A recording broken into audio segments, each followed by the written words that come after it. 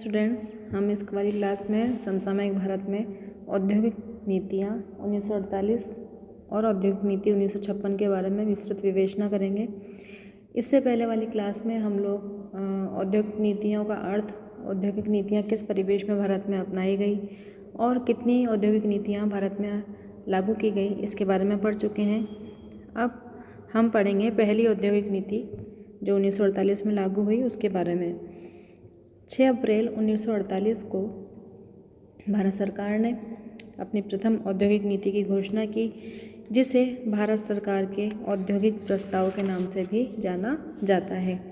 ध्यान रखना इसकी डेट 1948, 6 अप्रैल 1948।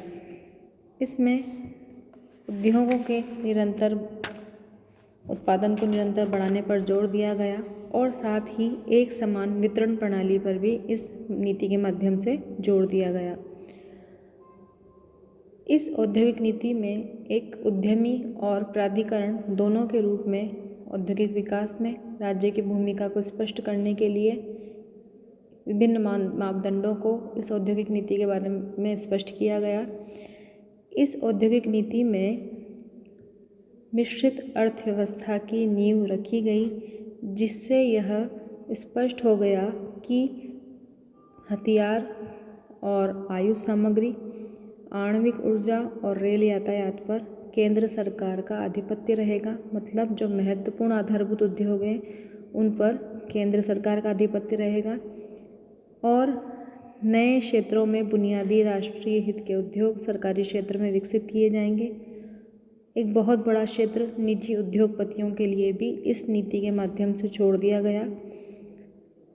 इस प्रकार इस नीति में देश के लिए मिश्रित अर्थव्यवस्था की नींव रखी गई, जिसमें सरकारी और निजी क्षेत्र दोनों को समान रूप से महत्व देते हुए देश के औद्योगिक विकास के लिए तैयार किया गया। इस नीति में उद्योगों को 4 व्यापक क्षेत्रों में वर्गीकृत किया गया। पहला था सामरिक उद्योग, जो सार्वजनिक क्षेत्र के अंतर्गत थे।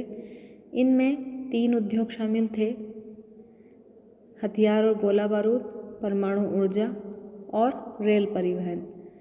दूसरा था बेसिक इंडस्ट्रीज, पब्लिक कम प्राइवेट सेक्टर, जिसमें 6 उद्योग शामिल किए गए: कोयला, लौह इस्पात उद्योग, विमान प्राधिकरण निर्माण उद्योग, जहाज निर्माण उद्योग, टेलीफोन, टेलीग्राम और वायरलेस उपकरण का निर्माण और खनिज तेल को प्रमुख उद्योगों या बुनियादी उद्योगों के रूप में नामित किया गया, उस सूची में शामिल किया गया। ये उद्योग पूर्णतः केंद्र सरकार के हाथ में थे।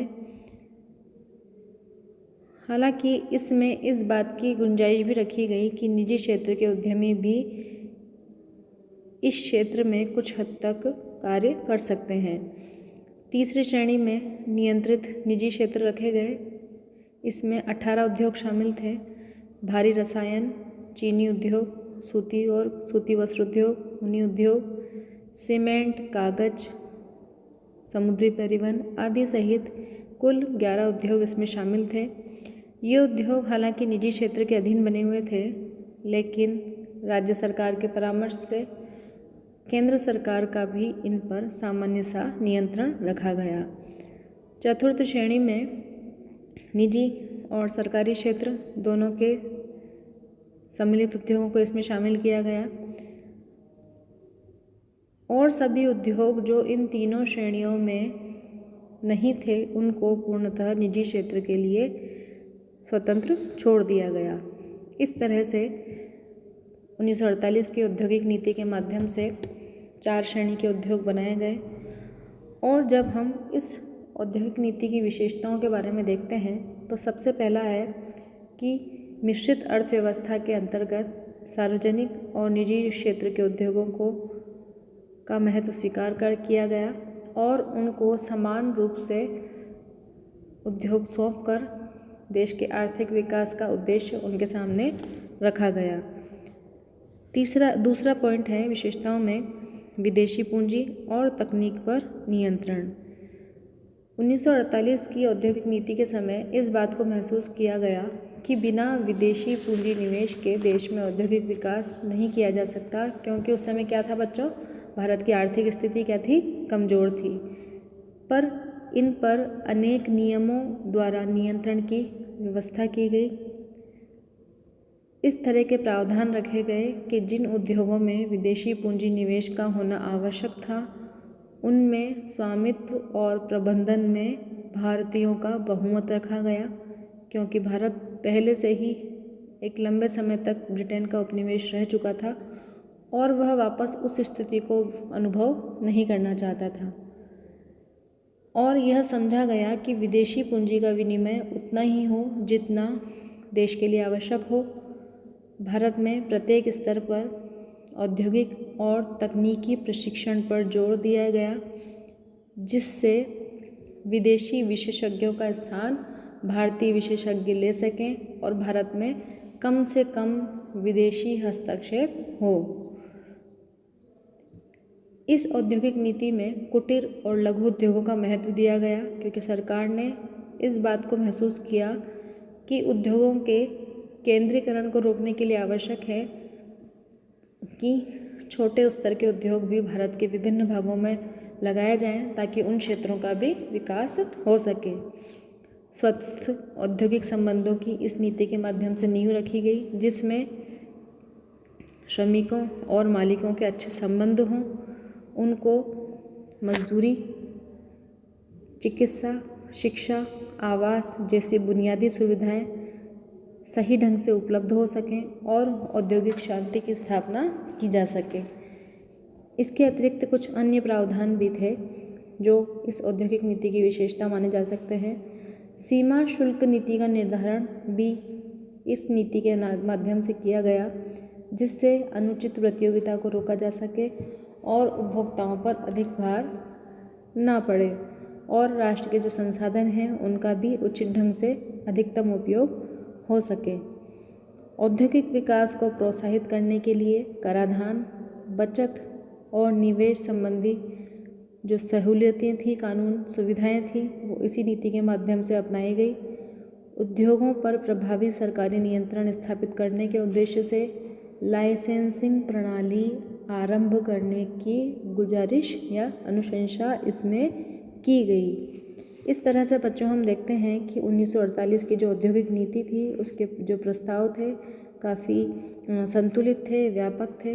इनके माध्यम से भारत में सरकारी और निजी क्षेत्र दोनों को समान महत्व देते हुए भारत के आर्थिक विकास की कल्पना की गई और इस नीति के माध्यम से दोनों क्षेत्रों के मध्य अंतर विरोध को समाप्त करके उद्योगों का तार्किक ढंग से विभाजन किया गया। इस औद्योगिक नीति के बाद 1951 में उद्योग विकास एवं नियमन अधिनियम पारित किया गया, जिसके अनुसार जिसकी उद्देश्य थे यह अधिनियम भारतीय संसद ने पास किया और 8 मई 1951 को यह अधिनियम लागू हो गया। इस अधिनियम के उद्देश्य थे योजनाओं के लक्ष्यों और प्राथमिकताओं के अनुसार औद्योगिक निवेश व उत्पादन का नियमन करना। दूसरा, छोटे व बड़े उद्योगों के मध्य जो प्रतिस्पर्धा है उसको रोकना। उद्योगों में केंद्रीकरण या एकाधिपत्य की प्रवृत्ति को रोकना। अगला उद्देश्य था क्षेत्रीय विकास स्तरों में अंतर को कम करना और भारत के सभी क्षेत्रों का समान रूप से संतुलित विकास करना। इसी के तहत लघु और कुटीर उद्योगों की स्थापना की गई। इस अधिनियम के प्रमुख प्रावधान क्या रखे गए, मेन देख लीजिए। केंद्र सरकार से लाइसेंस प्राप्त किए बिना न तो कोई नई औद्योगिक इकाई स्थापित कर सकता है कोई उद्योगपति, और न ही किसी विद्यमान औद्योगिक इकाई का विस्तार किया जा सकता है। उत्पादन में गिरावट, उत्पादन की गुणवत्ता घटने, उत्पादन का मूल्य बढ़ने की स्थिति में सरकार को उद्योग विशेष के संचालन को उसकी जांच करने का अधिकार होगा। तीसरा है प्रावधान, इस अधिनियम ने सरकार को इस बात के लिए अधिकृत किया कि सरकार कीमत निर्धारण, उत्पादन का आकार और वितरण प्रणाली का निर्धारण करेगी और समय समय पर उसकी समीक्षा करेगी। अगला पॉइंट है सरकार को उद्योग विशेष अथवा उद्योगों के समूह के लिए विकास परिषद गठन करने का अधिकार होगा। साथ ही सरकार को उद्योग विशेष और उद्योगों के समूह के लिए अनुज्ञा पत्र समिति या लाइसेंसिंग कमेटी गठित करने का भी अधिकार होगा। और यदि कोई उद्योग नीतियों के जो औद्योगिक नीतियां हैं उनमें सरकारी निर्देशों का पालन करने में असफल रहेगा तो सरकार को उसे अपने प्रबंधन में सम्मिलित करने का अधिकार होगा। इस तरह से 1951 का अधिनियम था उसमें कुछ नए प्रावधान रखे गए ताकि भारत का सही ढंग से औद्योगिक विकास हो सके। इसके बाद 1956 में सरकार ने 1948 की औद्योगिक नीति की समीक्षा करने के लिए 1956 में नई आर्थिक नीति की घोषणा की और 1948 की आर्थिक नीति को संशोधित किया। अब टॉपिक है 1956 की भारत की औद्योगिक नीति।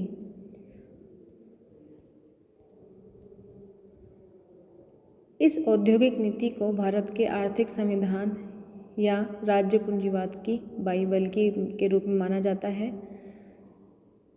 1956 की नीति ने सार्वजनिक क्षेत्र का विस्तार करने, एक बड़े और बढ़ते सरकारी क्षेत्र का निर्माण करने और निजी उद्योगों में स्वामित्व और प्रबंधन के अलगाव को प्रोत्साहित करने और सभी से ऊपर निजी एकाधिकार का जो निजी केंद्रीकरण की भावना थी उनके उदय को रोकने पर जोर दिया।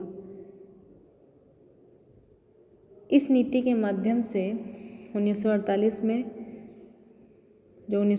में औद्योगिक नीति अपनाई गई उसके अनुरूप और 1951 का अधिनियम पारित होने के बाद भारत का सही ढंग से औद्योगिक विकास प्रारंभ हो गया। इसी के अनुसार पंचवर्षीय योजनाएं लागू की गई। अतः 8 वर्षों का जो औद्योगिक नीति का अनुभव था और प्रथम पंचवर्षीय योजना के जो परिणाम थे उनकी समीक्षा करने और उनका पुनरावलोकन करने के लिए भारत सरकार ने 1956 की औद्योगिक नीति की घोषणा करी। 30 अप्रैल 1956। इस नीति के माध्यम से निम्नलिखित उद्देश्य रखे गए: आर्थिक विकास की दर और औद्योगिकरण की गति तीव्र करना, सार्वजनिक क्षेत्र का विस्तार करना। तीसरा पॉइंट है उद्देश्य का विशाल एवं व्यापक सरकारी क्षेत्र का निर्माण करना, सहकारी क्षेत्र का निर्माण करना। अगला है भारी उद्योगों व मशीन बनाने वाले उद्योगों का विकास करना, लाभदायक रोजगार अवसरों की वृद्धि हेतु आर्थिक आधार उपलब्ध करवाना, आर्थिक शक्तियों के निजी हाथों में केंद्रीकरण और एकाधिकार को रोकने के लिए आय और जो संपत्ति में असमानताएं विद्यमान हुई हैं उनको कम करना। इस तरह से व्यापक उद्देश्यों के साथ यह आर्थिक नीति प्रारंभ की गई, जिसमें अर्थव्यवस्था के संदर्भ में राज्य की भूमिका को व्यापक बनाते हुए सभी क्षेत्रों में सहकारिता के विकास पर इस नीति के माध्यम से विशेष जोर दिया गया। इस नीति की प्रमुख विशेषताएं हैं क्या हैं? 1948 की औद्योगिक नीति में जहां उद्योगों को 4 श्रेणियों में विभक्त किया गया था, वहीं इंडियन इंडस्ट्रियल पॉलिसी 1956 के माध्यम से इन उद्योगों को 3 श्रेणियों में विभक्त किया गया। अनुसूची 17 में शामिल एक उद्योग राज्य की विशेष जिम्मेदारी थी। इन 17 उद्योगों में से 4 उद्योगों हथियार और गोला बारूद, परमाणु ऊर्जा, रेलवे, हवाई परिवहन में केंद्र सरकार का अधिकार था, लेकिन शेष उद्योगों में नई इकाइयों का विकास राज्य सरकारों के द्वारा करने को सौंप दिया गया। अनुसूची बी 12 उद्योगों से मिलकर निजी और सार्वजनिक दोनों क्षेत्रों के लिए खुला था और कुछ हद तक इनको राज्य के स्वामित्व में सौंप दिया गया। तीसरी जो श्रेणी थी उसमें अनुसूची अ और अनुसूची ब में सम्मिलित किए हुए उद्योगों को छोड़कर शेष उद्योगों को शामिल किया गया। राज्य की इस श्रेणी के उद्योगों के विकास को प्रोत्साहित करने का कार्य दिया गया राज्य को। सरकार इन क्षेत्रों के लिए परिवहन व ऊर्जा के साधनों की व्यवस्था भी करेगी और वित्तीय सहायता उपलब्ध भी करवाएगी। ऐसा इस नीति के माध्यम से प्रयास किया गया। दूसरी हम विशेषता देखते हैं, सार्वजनिक और निजी क्षेत्रों की पारस्परिक निर्भरता बढ़ाने पर जोर दिया गया। निजी क्षेत्र को सहयोग प्रदान किया गया। तीसरी श्रेणी के उद्योग पूर्णतः निजी क्षेत्र के उद्यमियों के लिए छोड़ दिए गए, लेकिन यह शर्त लगाई गई ताकि निजी क्षेत्र का प्रभुत्व ज़्यादा बढ़ न सके कि निजी उद्योग सरकार के सामाजिक और आर्थिक नीति ढांचे के अनुरूप ही स्थापित किए जाएं और इनका नियंत्रण और निरीक्षण उद्योग विकास नियमन अधिनियम और अन्य कानूनों के हिसाब से किया जाए। कुटीर और लघु उद्योगों को इसके माध्यम से महत्व दिया गया। क्षेत्रीय असमानताओं में कमी की गई। तकनीकी और प्रबंधकीय प्रशिक्षण पर इस नीति के माध्यम से जोर दिया गया।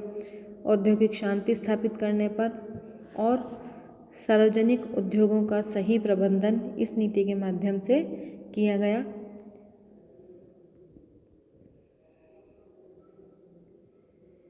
लेकिन इसमें एक व्यवस्था रही कि भारतीय औद्योगिक नीति 1956 के माध्यम से निजी क्षेत्र के विस्तार का जो प्रयास, निजी क्षेत्र के विस्तार की गति को कम कर दी, उस पर प्रतिबंध लागू कर दिए गए। इसके बाद औद्योगिक लाइसेंसिंग नीति लागू हुई जो 1964 से 1978 तक की स्थिति में रही। इसके बारे में आगे की क्लास में पढ़ेंगे। धन्यवाद।